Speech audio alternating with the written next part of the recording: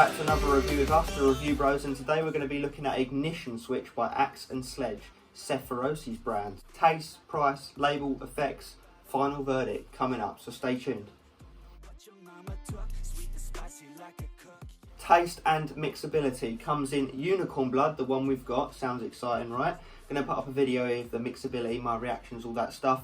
Also comes in Shark Bite, Scorpion Venom, and Watermelon Lemonade. So they all sound quite exciting. You know, Unicorn Blood probably would have been the one we'd gone for, so, you know, we can't be too sad about that. Sadly, it didn't taste quite as exciting as it sounds, as it looks, but it wasn't bad either. So, going to go with a 7.5 out of 10 on that. It just tasted like a candy-ish-esque flavour, fruity, you know, not bad at all. Everything you do, I can't seem to get enough. Okay, so to get hold of this product, you go to axeandsledge.com, where you can find this 20-serving tub for $39.99, which works out to be $1.99 per serving. Translated over, that actually comes to a 4.5 on our price scale. So priced a little bit more expensive than your average pre-workout, but then again, you are buying into the branding, you know, Sephiroth's name, all of that stuff. So we'll just have to see what sort of bang you get for that buck, so stay tuned for that. And for you UK guys, check the description box, we'll chuck down a couple of links to different UK retailers where you can pick this up. Okay, let's get into that label then. So 2 scoops gets you the max serving of 10 grams. You've got a bunch of vitamins at the top, you know, they're pretty self-explanatory, so I won't delve into them.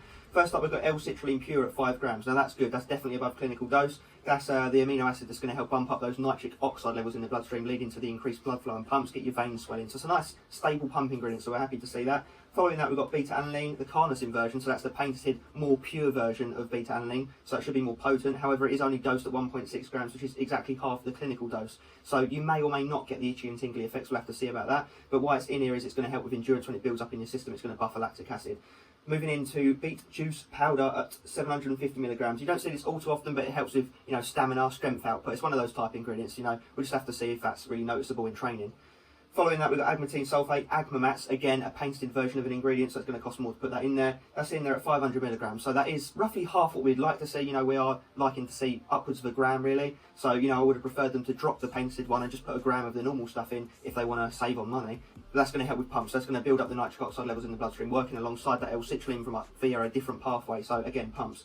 Following that, we've got caffeine anhydrous at 325 milligrams, which is actually a respectable dose. It's around about what we typically see. It's like just over 3 cups worth of coffee. That's going to be the main stimulant to wake you up and get you moving. Following that, we've got choline bitartrate at 150 milligrams. May as well not even be in there if I'm being 100% honest, guys. You know, we'd like to see at least a gram of that ingredient, and even then it is the worst source of choline because it struggles to cross the blood-brain barrier. So it should help with focus, is what it should do. Do I think it will do anything at that dose? Probably not, but, you know, it's in there.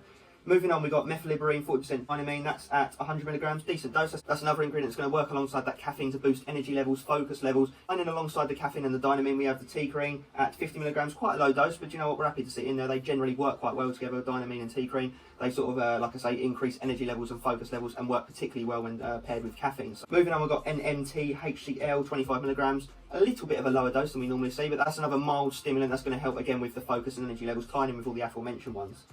Finishing off the label, we've got Tooth Club Moss, which is basically Hubicin A. That's at 50 micrograms. That's roughly half of what we normally see, but it will still have effect. That's going to help with focus, memory, cognition, staying on the ball. So actually, I do quite like the label. I'd like to see it, you know, dosed a bit better in some areas, but this label is arguably more powerful than their 7th gear high stim pre-workout if you actually look at all the numbers and what stims are in there, or at least not far off that anyway. So we'll have to see how that comes together in training, guys, so stay tuned for that.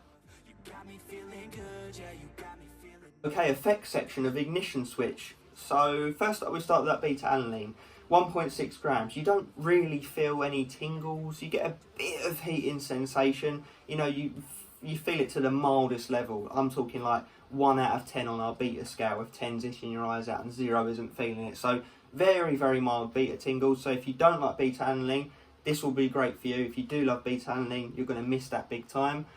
After the beta-alanine, you don't get a rush of energy, you get a nice level of alertness and focus. I wouldn't say you feel energised to absolutely race around and smash your training.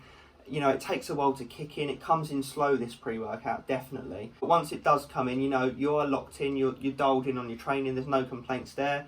it's just not the most exciting pre-workout. It's very much a daily driver one. It hits all elements to a reasonable degree. It's just not outstanding or exciting in any particular one. So you're going to get decent pumps, you're going to stay focused, and you're going to have enough energy to get a pretty average workout done, like an arm, chest or shoulder day. It might slug a bit on the more intense, longer days like legs or back, but like we said, this is more of a daily driver pre-workout. So it would be suitable for beginners, intermediates, probably not advanced users. They might want a bit more, especially with some of those dosages. They could definitely do with being increased in certain areas. Not suitable for stim junkies. I do not think it will touch the sides, and you don't want to be triple scooping it because then you'll get through the tub super quick. It does do well in all areas of a pre-workout that you look for. It just doesn't excel anywhere in particular. There's no negative, it's not going to keep you up all night. It's not going to give you cold sweats or upset your stomach or make you feel ill or any of that stuff. So like I mentioned, daily driver material, you know what you're getting with this product.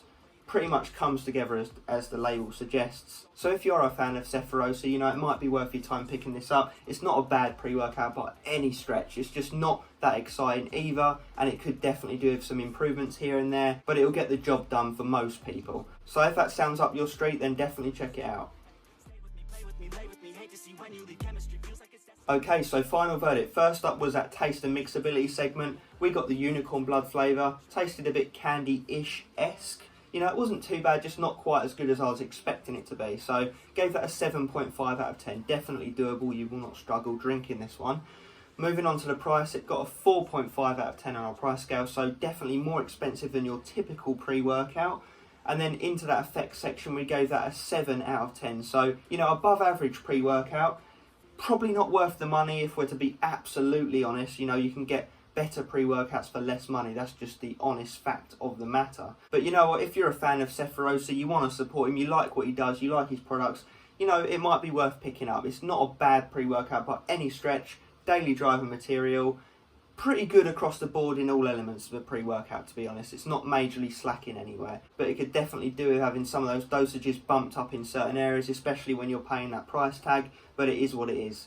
That got a total score of 19 out of 30, which is a bit below average for what we see on the channel, but it is coming down a little bit in all segments really, mostly in that price segment as we mentioned. So let us know your thoughts on this product, guys, down in the comment section. Have you tried it? Do you want to try it? What do you think of Axe and Sledge in general? We actually really like their hydraulic pump formula and their sleep aid we've got coming up for review as well. We wasn't a massive fan of 7th Gear. This one we do like better. However, this one, like mentioned, does require some upgrades as well. And as always, stay stimmed.